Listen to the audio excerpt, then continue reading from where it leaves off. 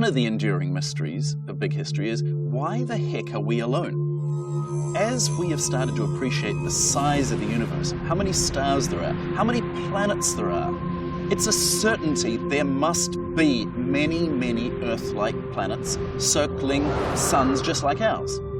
So there's this thing called the Fermi paradox. The idea of the Fermi paradox is that if there are so many billions of stars, that you would expect you would get intelligent races. And those intelligent races, without much more technology than us, would start to be able to colonize other planets. And even if we only colonized other planets around other stars, every couple of thousand years, within the course of a few million years, we would have filled up the sky. But that hasn't happened. The sky seems to be empty. We haven't even succeeded in finding bacterial life on Mars. Why is life so rare? Are we alone in the universe? It's very exciting that astrobiology, which is the discipline that studies life outside Earth, so it's a kind of strange discipline. It was science fiction 30 years ago. Now it's becoming serious science because we've learned that there are billions of planets. We didn't know that 15 years ago.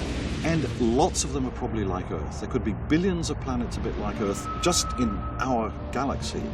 That means that it's quite likely that the universe is crawling with life, that there's bacterial life.